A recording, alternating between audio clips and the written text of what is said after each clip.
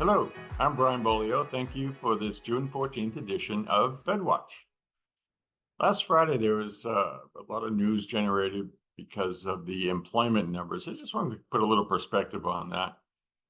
You know, the 112 rate of change was 1.8%. So it may have sounded like a really big number the way it was portrayed, but that 1.8% year-over-year growth rate, and that's even using the government seasonally adjusted numbers, was really normal. I mean, that's what we've been running at for the last 3 to 4 months, and that's down from prior quarters. So it wasn't nearly as shocking to us, anyways, as it apparently was to other people.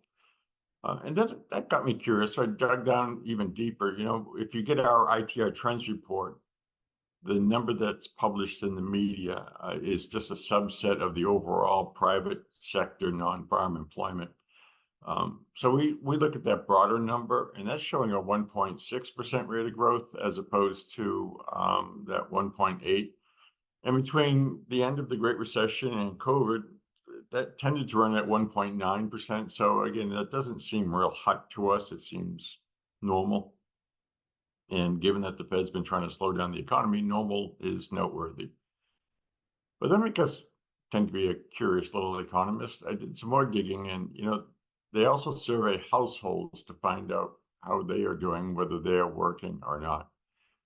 And there, with the household survey, the 112 rate of change, instead of being 1.6%, was only 0.2%. And the 312 was very low at 0.3%. They're all in phase C, all the rates of change. So that's sort of the consumer. We've been reading, hearing the consumer seems to not be nearly as happy as the official statistics. And I think we're seeing that in these employment numbers. And, when you furlough somebody, they remain on the payroll. So they're still counted as employed by the company.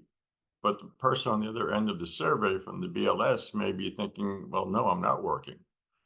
So that could be a difference. And also, if you reduce somebody's hours, they're still on the payroll, and there's therefore going to be counted that way. But to the person who is on the other end of the survey as a household, they may be feeling totally different. So I think that's an important tell, because that could be how they are going to be moving forward over the next quarter or maybe longer. In fact, instead of looking robust from the April to May transition, the household survey showed a very unusual decline in employment, both seasonally adjusted and not seasonally adjusted. So it's something we're going to keep our eye on.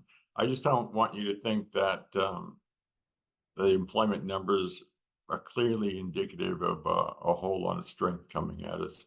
I'm not so sure that's true. CPI data came out, and that showed relatively consistent rate of change, 3.3%, I think it was.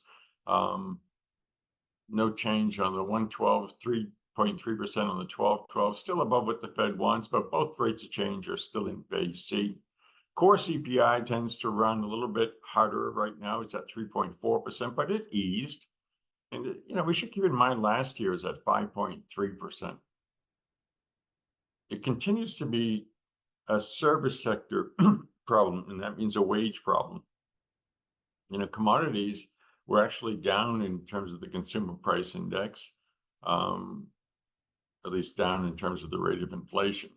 There's electricity that was up 5.9%. That's something to keep an eye on, by the way. That's going to be an ongoing issue. You know how ITR is projecting ongoing inflation through the rest of the decade after this slowdown period in inflation? Electricity, we think, is going to be an important part of that. Rents and rental equivalencies were up. Car insurance, household insurance were up. These are all things that ding discretionary income, not disposable income, which is after-tax income, but your ability to go out to the movies or go out to dinner. If you're paying more for your electric bill and car insurance, etc., it begins to take a toll on you. The PPI was also out this week, and that showed a decline from April to May. It declined 0.2% for the month.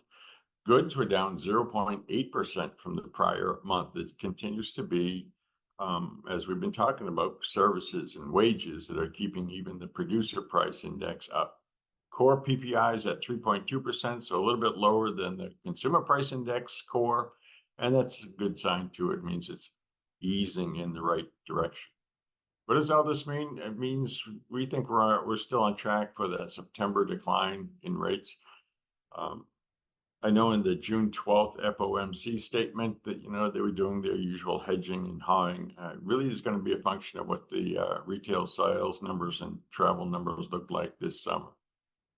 There's lots of anecdotal evidence out there from people that I talk to that, again, what people are feeling and what they're seeing are different than what the official numbers are portraying for whatever reason.